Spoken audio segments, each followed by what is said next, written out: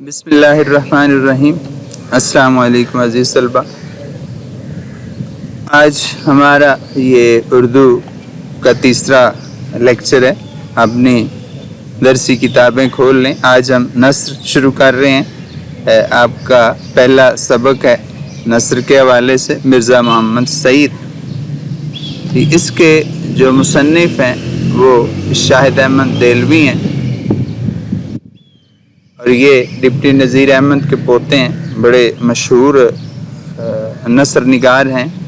इनकी जो नस्र में सबसे मशहूर चीज़ है वो है खाका।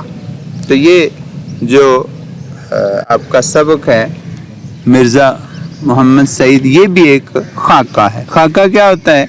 खाका नस्र की ऐसी किस्म है जिसमें हम किसी शख्स, किसी आदमी की ज़िंदगी में खूबियाँ और ख़ामियाँ जो हैं वो बयान करते हैं। उसमें उसकी पूरी ज़िंदगी के वाक़यात नहीं होते। तो शाहिद अहमद देलवी का ये लिखा गया खाका है। इसको हम शुरू करते हैं। आज इस लेक्चर में एक तो हम ये तशरीह करेंगे और उसके साथ साथ इंशाअल्लाह हम एक आपके पहली जो तफ़हीम इबारत है उसके हवाले से भी बातचीत होगी। ये देखिएगा, शुरू कर रहे हैं लेसन। सुबह अखबारों में ये पढ़कर दिल धक से रह गया। धक से रह जाना, परेशान हो जाना कि प्रोफेसर मिर्ज़ा मोहम्मद सईद का आज स्वयं है, यानी रस्म स्वयं जो तीसरे दिन आमतौर पर कुरान खानी की जाती है। खामोश ज़िंदगी, खामोश मौत। मिर्ज़ा साहब की अलालत मिजाज या मर्जुल मौत, मौत का मर्ज, मौत की बीमारी, अलालत बीमारी को कहा जाता है कि इतलास इससे पहले कहीं से नहीं मिली।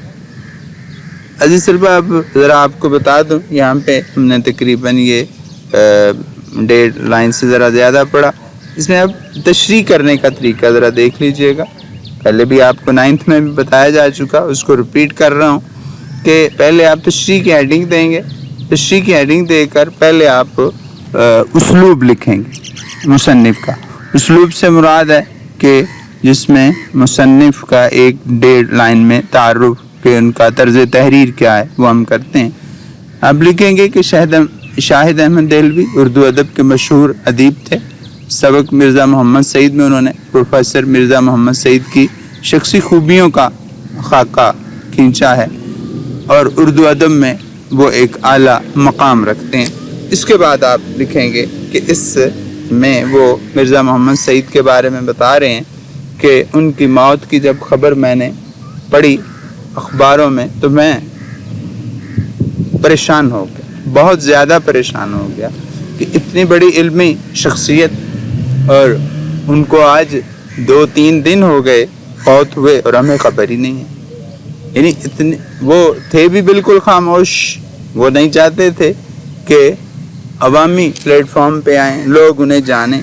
खामोशी से ज़िंदगी गुजारी और जिस तरह खामोशी से उन्होंने ज़िंदगी गुजारी, मौत भी उसी तरह खामोश आई। पता ही नहीं चला, ना हमें उनकी बीमारी का पता चला, ना ही उनके मरने का पता चला कि वो खामोशी से ही सारे काम कर गए।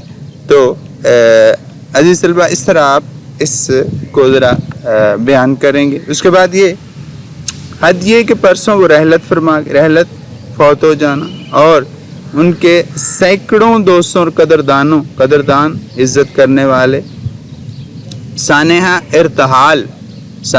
इर्तहाल का मतलब होता है मौत का हादिसा की खबर तक नहीं हुई।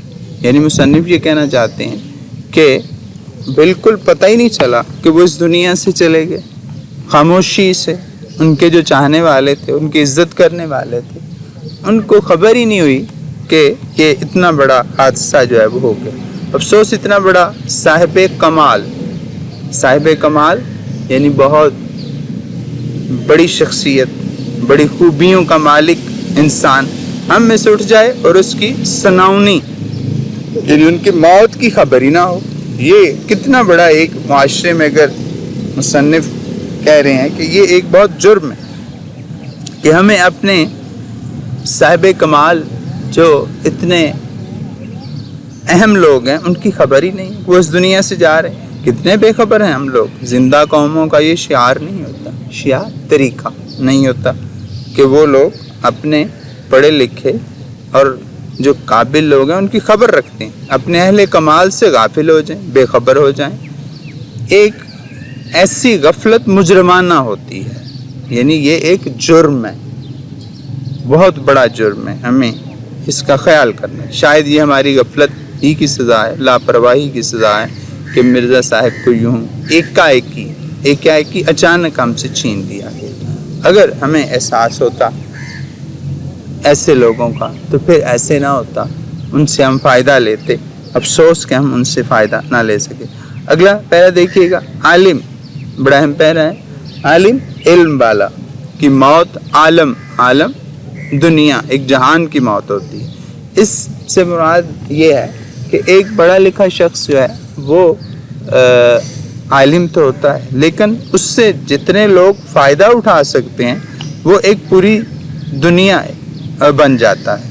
اس لیے مصنف یہ کہنا چاہ رہے ہیں کہ ایک علم والا جب چاہتا ہے تو ایک پوری دنیا جو اس کے پیچھے اس سے فیض حاصل کر رہی ہوتی ہے اس کی بھی موت واقع ہو جائے۔ ابھی ہم کو اس کا اندازہ نہیں ہوتا، ہو سکتا کہ مرزا صاحب کے رخصت ہو جانے سے ہمارا کتنا بڑا نقصان، یعنی چونکہ ابھی وہ گئے، ہمیں کوئی اندازہ نہیں ہوگا کہ کتنا بڑا نقصان ہے ان کے جانے کا۔ اب ان کی عدم موجودگی، غیر موجودگی رہ کر ہمیں ان کی یاد دلائے گی کہ وہ کتنے بڑے لوگ آدمی تھے، کتنا احسان ہے ہم پر، کتنے بڑے عالم فاضل تھے۔ اور وقت ساتھ ان کی جدائی کا گاؤ یعنی زخم بڑھتا چلا جائے گا۔ مرزا صاحب بہت ہی خاموش کام کرنے والوں میں سے تھے، یعنی اتنے خاموش کہ خود ان کے زمانے کے اکثر لوگ جو ہیں وہ بھی ان کے علمی کارناموں سے واقف نہیں۔ یہاں پہ ذرا غور کریں، مصنف یہ کہنا چاہ رہے ہیں کہ مرزا محمد سعید جو ہیں وہ بالکل نہیں چاہتے تھے کہ وہ عوامی پلیٹ فارم پہ ہیں۔ ان کے زمانے کے جو لوگ ہیں، جو عالم لوگ تھے، وہ بھی ان کو نہیں جانتے، تو اس لیے ایسے لوگوں کا خاص خیال رکھا جائے۔ دراصل خود مرزا صاحب شہرت سے گھبراتے تھے اور پبلک پلیٹ فارم پر آنا پسند نہیں کرتے تھے، کام کرتے تھے ستائش، تعریف، یعنی کہ بعض لوگ ہوتے ہیں وہ تعریف کے لیے لوگ جانیں، لوگ تعریف کریں، لیکن انہیں اس کی کوئی پرواہ نہیں تھی، اور وہ صلہ بدلے کی پرواہ سے بھی بے نیاز تھے، انہیں کوئی اس کی پرواہ نہیں تھی کہ مجھے کوئی بدلہ ملے۔ تو اس لیے وہ اپنے ایک مزاج کے آدمی تھے، وہ کام اس لیے کرتے تھے کہ اپنے سکون کے لیے کام کرتے تھے، اپنی تسکین کے لیے کام کرتے کہ اس لیے کہ انہیں کام کرنا ہوتا تھا، یعنی وہ کسی صلے بدلے یا اس طرح کے کسی حوالے سے کام نہیں کرتے تھے۔ اس طلبہ اس طرح آپ مختلف جو اس کے پیراگراف ہیں ان کی تشریح کریں گے۔ اس طرح آگے ذرا دیکھیے گا، انہیں کسی چیز کا لالچ نہیں تھا۔ اس حوالے سے یہ دیکھیے گا کہ ایک پبلشر صاحب لاہور سے دلی محض اس غرض سے آئے کہ مرزا صاحب سے ناول لکھوائیں اور پیسے دے کر لکھوائیں، لیکن مرزا صاحب نے ایسا کرارا جواب اسے دیا کہ وہ حیران رہے، کہنے لگے کہ ہم انہیں وہ پبلشر کہہ رہے ہیں کہ ہم انہیں ایک ناول کا 1000 روپیہ دیں گے۔ اس وقت 1000 روپیہ ایسے تھا جیسے آج کا لاکھوں ہے۔ یہ وہ زمانہ تھا کہ 200-250 میں اچھا خاصا ناول پبلشر کو مل جاتا تھا، لیکن جب وہ آئے مرزا صاحب کے پاس تو جناب مرزا صاحب نے اس طرح اسے جواب دیا، ذرا دیکھیے گا کہ آپ میرے ناول کے 5000 دے دیں گے، 10,000 دے دیں گے، مجھے یہ منظور نہیں کہ جو کام کر رہا ہوں اسے چھوڑ کر آپ کے لیے ناول لکھوں۔ یعنی اس سے پتہ چلتا ہے کہ مرزا صاحب لالچ نام کی کوئی چیز، ایسی چیزوں سے وہ بالکل مبرہ تھے۔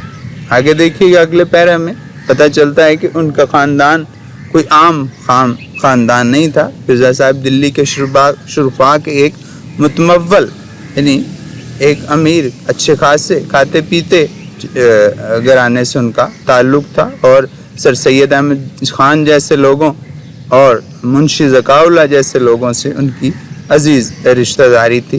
اس طرح عزیز طلبہ یہ آج ہم نے ایک دو اس کے پیجز کیے ہیں، انشاءاللہ نیکسٹ لیکچر میں اگلا کریں گے۔ اس کے ساتھ آپ جو کام کریں گے تشریح کے ساتھ وہ ہے قواعد انشاء کی بکس ذرا کھولیے گا اپنی، اس میں آپ کا پہلا پیرا ہے، اس کے ہم سوال جواب کریں گے۔ پہلا سوال ہے پنجاب کی حدود غزنی تک پھیلی ہوئی تھی کس زمانے میں؟ یہ راجہ جے پال کے زمانے میں پنجاب کی حدود غزنی تک پھیلی ہوئی تھی۔ دوسرا سوال ہے جے پال کون تھا اور سبکتگین کے بارے میں آپ کیا جانتے ہیں؟ جے پال پنجاب کا راجہ تھا اور سبکتگین غزنی کا حکمران تھا اور محمود غزنوی کا باپ تھا۔ وہ لوگ تو برف کے کیڑے تھے، کون برف میں رہنے کے عادی تھے؟ غزنی کے لوگ یعنی سبکتگین کے سپاہی برف باری کی سختی سہنے کے عادی تھے، اسی لیے انہیں برف کے کیڑے کہا گیا۔ وہاں رضائی کا گزارا کیوں نہیں تھا؟ رضائی برف باری کی شدید سردی کو نہیں روک سکتی، یہ میدانی علاقوں کی کم ٹھنڈک میں کارآمد ہوتی ہے، اس لیے وہاں رضائی کا گزارا نہیں تھا۔ جے پال اور سبکتگین میں جنگ کیوں نہ ہوئی؟